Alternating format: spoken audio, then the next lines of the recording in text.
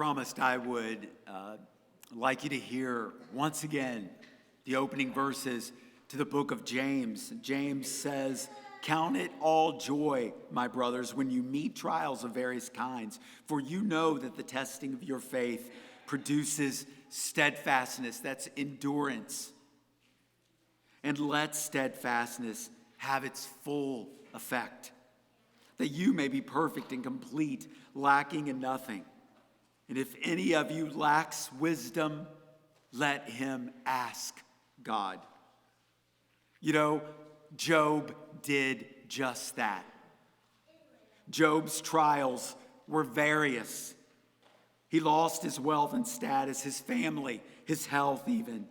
For God permitted these things, yet spared his life. Job's faith was tested. Though he was blameless and upright, though he feared God and turned from evil, yet Job struggles in his faith, not understanding fully the God who he trusted. And Job, too, lacked wisdom. Why, he asked time and time again, am I suffering? And since he could not understand why, he just kept at it. He endured with God. He was a man of integrity, and God recognized that. Job didn't know why he was suffering, but God knew why. And God knew Job. God would say, "Have you considered my servant Job? There's none like him in the earth. Though he suffers, he still holds fast to his integrity." That's what endurance is. That's what steadfastness is. That's what persevering looks like. No wonder James would write later of Job's steadfastness. But Job couldn't see behind the scenes as we see behind the scenes. And Job, through many speeches by others and responses he himself would give, he wants to know why. He wants to be vindicated by God. He wants to be at ease, in quietness, at rest. Way back in chapter 3 of Job, Job says, "For the thing that I fear comes upon me, and what I dread befalls me." What does he mean by that? What is the hint that he's trying to give us? That throughout the suffering, the thing that he most dreads, he fears is coming upon him. What is it that he fears the most? Is it the physical suffering? Is it all the losses? Let's read on to find out. He said, "I'm not at ease, nor am I quiet. I have no rest, but trouble comes." We all know something of trouble. You sit here today, and I know there's trouble in your life. I live life with you. I see the trouble. I experience it with you. Job will go to God and he will plead his case. And last week we read in chapters 9, verses 2 and 3, where Job said, "I want to go to God. Truly I know it's so, but how can a man be right before God? If one wished to contend with him, one could not answer him once in 1,000 times." Job wanted to go to God, but then he goes to a place of understanding that I'm just a man. How am I going to go to God and plead my cause that I'm innocent? How is it possible? How can a mere man, do such a thing? God is wise in heart and mighty in strength, Job says. Isn't that a beautiful sentence? God is wise in heart and mighty in strength. How can I answer him? How could I choose my words? If I summoned him, would he really hear my voice? If it's a contest of strength, I'm just a man. If it's a matter of justice, who can summon he who is just? Yet I'm blameless. Job comes back to that time and time again. I'm blameless. So I must conclude, Job says, that God destroys both the blameless and the wicked. Theologically, flying into the face of what the three friends said. His three friends throughout all the dialogue simply said, good things happen to good people. Bad things happen to bad people. That's the end of the story. But it's not the end of the story. Job would say, he's still destroying me. I'm blameless, but I'm dying every day, every minute. If it's not God, then who is it? It's Job's rhetorical question because Job knows that God is sovereign, that he's all-knowing, and that God is just. That's his faith. He sticks with that. So Job says, I must appeal for mercy. Mercy is our only hope thousands of years later. But how, Job says, can I plead my case before him? I'm just a man. How do I go to God? How do I plead with him my case? For God is not a man, as I'm a man, Job said, that I might answer him, that we should come to trial together. There is no arbiter. There's no mediator that's between us who might lay his hand on both of us. Job longed for a mediator because Job longed to be vindicated and to be back in the presence of God.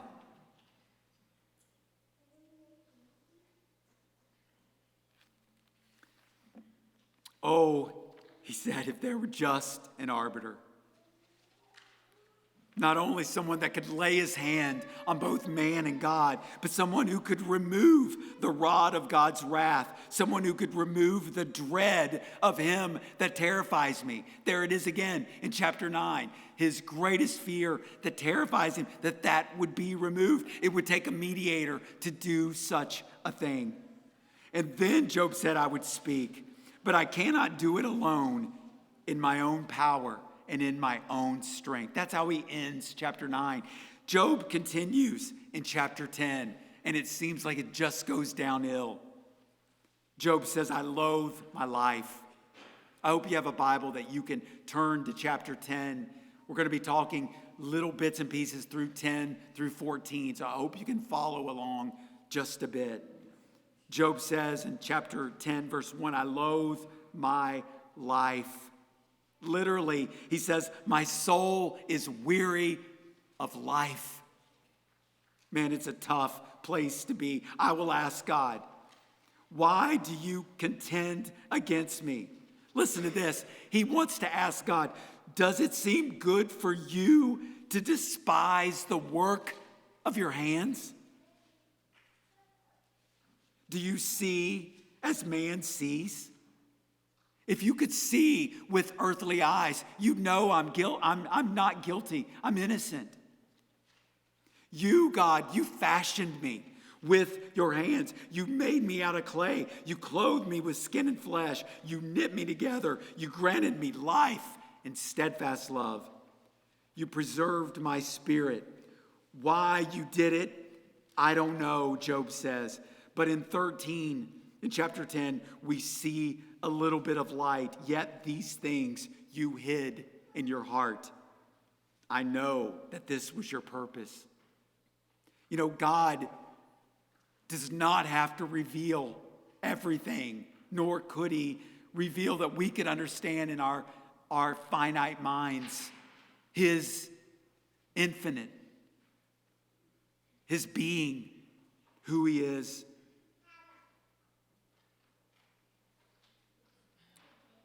Job said, why did you do it? I don't know, but I know you watch my every move, and you work wonders against me. Against me in that passage happens 3 times. Job feels like God is against him, and he's honest about it. A blameless man who remains blameless, but wondering, why is God against me, against me, against me? You bring fresh troops, just like changes of clothes. I've got a daughter who changes clothes five times a day. I don't know how Michelle keeps up with that, but Mabel is one who loves to wear something new every day. Job said, you send fresh troops with like a simple change of clothes, time and time again. He said in the NASB, in the New American Standard Version, it says, hardship after hardship is with me. God, you are relentless, and your resources are limitless. Oh God, did you tenderly, Job cries, and lovingly create me just to destroy me? And Job ends chapter 10 with the same questions he's asked before. Why was I born? My days are few, and I'm going to the land of darkness and shadows and glooms, a place of death where there's no return. Sometimes called the grave or the pit or hell or Sheol. This was the Old Testament understanding of what death and the grave were. In chapter 11, we're finally introduced to that third friend, Zophar. He's the most blunt. He uses the fewest words to get his point across, yet he argues the same theology as the others. Good things happen to good people. Bad things happen to those who are bad. Job, you're suffering, so therefore you must have sin in your life. It was their only category for suffering. Zophar asked, how can I keep silent? This is his chapter 11. You say your doctrine, Job, is pure and that you're clean in God's sight. But he doesn't see a possibility of that. He cannot Zophar nor Eliphaz or Bildad. None of them can understand that there can be a sufferer who is innocent. If God would speak, Zophar says, and oh, I wish he would tell you that you are actually receiving less suffering than you deserve. What a thing to say to a man in the shape of Job. Zophar says, God recognizes worthless men. He sees sinners for who they are, all implying that Job is worthless, that Job is a man who's not confessing his sins. Job is a man, Zophar says, who is stupid. These are hard words. Then, just at the beginning of verse 3 and to the end of chapter 11, Zophar quits talking and he starts preaching to Job. If you would just repent, all would be well. Life would again be good. No more blemishes. You'd be secure. You'd forget your misery. And in verse 17, your life would be brighter than the noonday. That's not the gospel that we read about in the New Testament. Life often doesn't get any better. In fact, we're called to suffering. He said, all your problems will just go away. And Zophar ends chapter 11 with a warning. But the eyes of the wicked will fail. There is no escape. There is no hope. Though there may be some truth in the warning, Job does not understand Job, or Zophar does not understand Job, and he does not either understand God. And so we come to Job's long reply in chapters 12, 13, and 14, where we see Job's lowest lows. Yet we witness these gleams of light shining through his gloom. They're moments of clarity, offering insights to the gospel of grace. These words that would come out of Job's mouth that would have to come from God. One commentator says, his struggling faith now and then compels him to make remarkable assertions of his confidence in God. And these assertions lead Job to persevere on the path of seeking God while he holds on to his integrity. One of those assertions came as Job was longing for a mediator. Today, let's read of another insight as Job was longing for life. If you will, stand with me as I read a portion of chapter 14, beginning with verse 7. This is Job. This is his words. For there is hope for a tree, if it be cut down, that it will sprout again, and that its shoots will not cease, though its root grow old in the earth and its stump die in the soil. Yet at the scent of water will it bud and put out branches like a young plant. But a man dies and is laid low. Man breathes his last, and where is he? As waters again, he uses waters again, as they fail from a lake and a river wastes away and dries up, so a man lies down and rises not again, till the heavens are no more. He will not awake or be roused out of his sleep. Oh, that you would hide me in Sheol, that you would conceal me until your wrath be past, that you would appoint me a set time and remember me. If a man dies, shall he live again?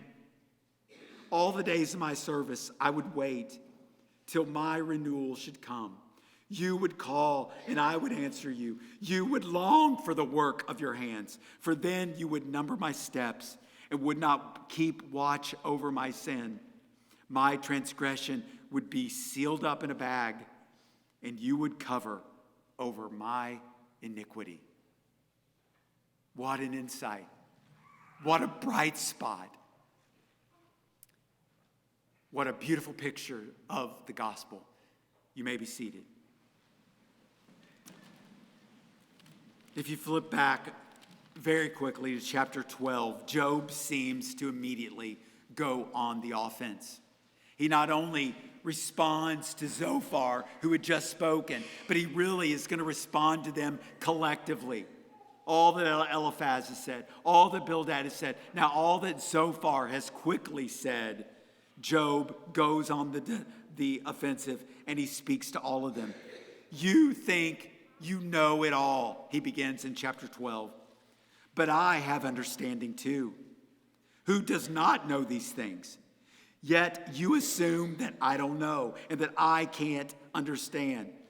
I, who am just a man, who called to God and he answered me.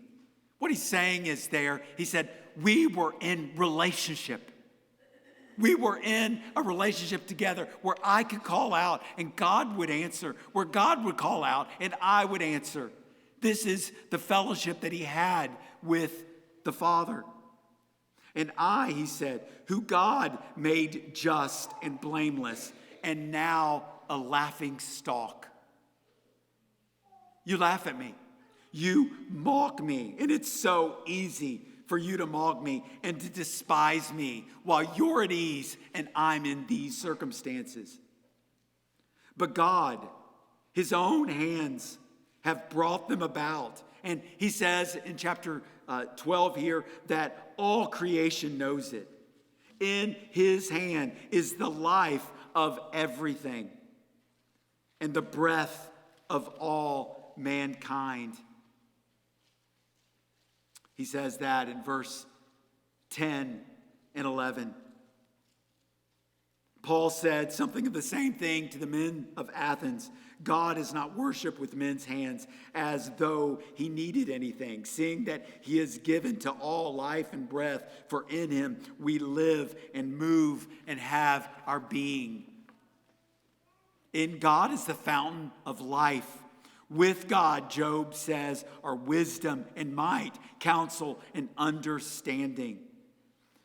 And in verse 12, or in verse 13 on to the end, he tells something about the wisdom of God and the power of God. If God tears down, none can rebuild. If he shuts a man in, none can open. If he withholds the waters, they dry up. If he sends the waters out, they overwhelm the land. He leads counselors away stripped. He looses the bonds of kings. He leads priests away, stripped, and overthrows the mighty, depriving the speech of those who are trusted, takes away the discernment of the elders. What he's saying is that God has dominion over all humankind, even the kings and priests and prophets. He says not only is God sovereign over man, he's sovereign over nations. In verse 23, he makes nations great and he destroys them. He takes away understanding from the chiefs of the people of the earth and makes them wander in a trackless waste. Many think that in chapter 12 that Job makes more clear here than anywhere else that God is just and sovereign over all things. One commentator said of chapter 12, the mind reels at the immensity of Job's conception of God. The little deity in the theology of his friends is easily thought and easily believed. But a faith like Job's puts the human spirit to a strenuous test. We come to chapter 13. Job said, I've seen, I've heard, I understand what your small theology is. You whitewash your half-truths with lies. You are worthless physicians to me. Oh, that you would be silent. I want to argue my case with God. You speak falsely and deceitfully. You show partiality. But what will you do when God searches you out? In 13, verse 11, again, we hear echoes of chapter 3. Again, will not God's majesty terrify you, and the dread of him fall upon you? It's such an important thing for Job. Listen to the boldness and the courage of Job as he demonstrates his confidence in God. He says this. He said, leave me, in verse 13. Still in chapter 13. Leave me, have silence, or let me have silence. I will speak, and let come on me what may. Job will speak no matter what. Why should I take my flesh and my teeth and put my life in my own hands? And he says what's so familiar. Even if he slays me, even if God kills me, I will hope in him. Now that's a statement of a courageous, mature believer in God. I trust him. I hope in him. I believe in him. And I'm going to take my case to him. Though he slays me, if he does, yet I will hope in him. Job's hope has an object. He's not just hoping. He's hoping in God. That's where his hope is. He will hope. He will trust. He will wait.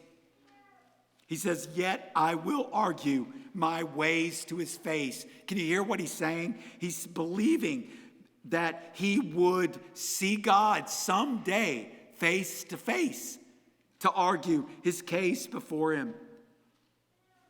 Verse 15 is faith at its highest and most mature. This will be my salvation, that the godless shall not come before him. Because Job is saying, I'm not godless. He's made me right with him, and I've walked blamelessly. Job is not claiming to be sinless.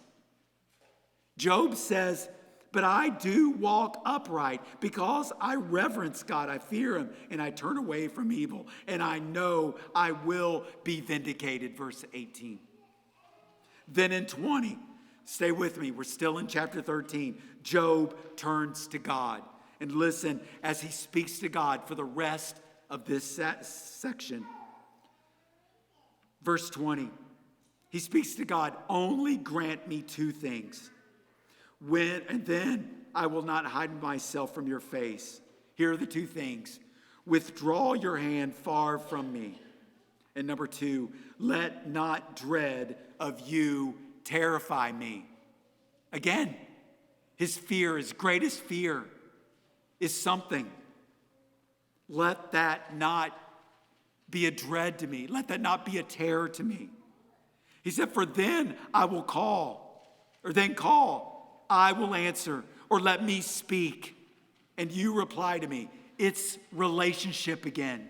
That's what he longs for. How many are my iniquities and my sins? Make me know my transgression and my sin. He goes on down in verse 26. He says, are you making me inherit the iniquities, the sin of my youth? We all can understand that. But what he says in verse 24 is the key to what he's saying here. Why do you, God, hide your face and count me as your enemy? In desperation, we discover that what Job fears the most, what he dreads, what terrorizes him, is that God would hide himself from Job. That God would hide his face from Job and count him as an enemy. Genesis 4 gives us good light on that. After Cain had murdered his brother, we read that Cain said to the Lord, my punishment is greater than I can bear. Behold, you've driven me today away from the ground, and from your face I shall be hidden. I shall be a fugitive and a wanderer in the earth, and whoever finds me will kill me. Notice that Cain was concerned about mostly himself. Then the Lord said, not so. If anyone kills Cain, vengeance shall be taken on him sevenfold. And the Lord put a mark on Cain, lest any who found him should attack him. God is saying, don't worry about being killed, Cain. There's worse things in life than dying. Then Cain went away from the presence of the Lord. Cain walked away from God's presence. That's the viewpoint by being without God from an unbeliever's view. But Job longs to walk with God again. This is his life. Job will persevere even as he cries out in chapter 23, oh, that I knew where I could find him. That was Job's issue. He was separated from God. There was not that loving fellowship and relationship that he once enjoyed. Cain walked away from the presence of God. Job longed for the presence of God. And so does every believer. Listen to David as he prays, cast me not away from your presence, and take not your Holy Spirit from me. Restore to me the joy of your salvation, and uphold me with a willing spirit. That's David's prayer. So how wrong were the three friends? Eliphaz says, Job, you despise God's chastening in chapter 5. And each of them gave Job advice to seek God. Of course, Job was already seeking God. It's what he wanted. It wasn't the chastening. It wasn't the suffering that Job most despised, that he was most terrorized by. It was separation from the God he knew and he worshiped. Job's sufferings would point to the one innocent sufferer who would bear the wrath of his father when the father turned his face away from his only begotten son. Again, such a high point. Job returns to the lowest in the last verse of chapter 13 and on into 14. Listen what he says, the last verse of 13. Man wastes away like a rotten thing, like a garment that is moth-eaten. Again, he brings up this garment, this body that we have, that we wear, is just moth-eaten. Death is our greatest enemy, and we are in need of renewal. We're in need of change. So he goes on, man is born of woman in few days and full of trouble. He comes out like a flower and he withers. He flees like a shadow and continues not. He stops. He's no more, Job says. But is death the end? Job says man continues not, that his days are determined, his months are numbered, that he is limited. There, in fact, is more hope for a tree than there is for man. The water, he said, would come to a dead tree, a dead stump, and if water was there, then life would spring out of a dead stump. But man dies and is laid low. He breathes his last, and where is he? He's more like waters that fail from a lake and like the river that wastes away and dries up. So man lies down and rises not again. Till. Think of the hope that's in one word, till. The light begins to shine in that one little word. What an extraordinary hope and insight the word is. And death itself begins to look different, if just for a moment, to Job. Oh, that you would hide me in Sheol, that you would conceal me until your wrath be past, that you would appoint me and set a time to remember me. He used to say that Sheol, or the grave or the pit, is where we're forgotten. Now he said, Lord, that there is this light that comes to him and says, there I'll be protected. There I'll be remembered. He asks then the question, the high point of all three chapters. If a man dies, shall he live again?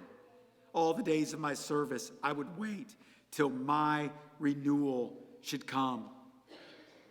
If I knew that I would again enjoy your presence, God, I could make it through the suffering. I could be steadfast. I could endure. A new garment is coming. Renewal is at the door. The one that was moth-eaten in chapter 13 will one day be made new. You would call, I would answer. The relationship that Job had longed for would be back. And God, who Job asked all the way back in chapter 10, why, God, do you despise the work of your hand? Job now says, God, you will long for the work of your hands. What a change. The beauty of verses 16 and 17. Oh, that then you would number my steps. You keep watch over my sin. My transgression would be sealed in a bag, not one with holes, but a bag that would hold all of my sins. You would cover all of my iniquity. Oh, it's the highest expression of faith. But Job ends the chapter. He ends this first cycle describing the absence of true faith. Finally, in verse 18 through 22, but the mountain falls and crumbles away. The rock is removed from its place, and the waters wear away the stone. Time will take its toll. You prevail forever against him, and he passes away. Oh, and where he is, his sons come to honor, and he doesn't know it. They're brought low, he doesn't perceive it. Because in the last verse, he feels only the pain of his own body and mourns only for himself. What a picture of what being separated from God truly is. The real sadness of death without faith is the hopelessness and the loneliness that will ensue. Perhaps the most terrible thing about hell, which is a real place, friends, may not be merely the physical torment, but rather the eternal separation from God. Let me conclude with these three cries concerning life from Job in chapter 14, along with three answers that Jesus gives us. 14 verse 2, life continues not. Jesus said, the hour has come for the Son of Man to be glorified. Truly, truly, I say unto you, unless a grain of wheat falls in the earth and dies, it remains alone. But if it dies, it bears much fruit. What an answer that is. In the discussion 14, 7 through 12, water is seen as both a positive effect with the tree and a negative effect with the stone. The question is, which way will God act towards man? In the last day, that day of the great feast, Jesus stood, cried, saying, if a man thirst, let him come unto me and drink. He that believes on me, as the scriptures has said, out of his belly shall flow rivers of living water. And finally, in the climactic verse of verse 14, if a man dies, shall he live again? Jesus says to Martha at the tomb of her brother Lazarus, I am the resurrection and life. He that believes in me, though he were dead, yet shall he live. There is life in him. Too often, I fear we don't ask the question to ourselves enough. If a man dies, shall he live again? We'd rather go on eating and drinking and being merry in our lives. But when one is stripped of everything, like Job, the questions arise. What is my life? What's the purpose of my life? Is it worthwhile after all? If a man dies, is he still living? Is there more? If so, then the present suffering would be bearable. Have you pondered that question today? Job asked, if a man dies, shall he live? Jesus answered Martha. He answered Job. He answers us today. He that believes in me, though he were dead, yet shall he live. Let's stand together and let's pray.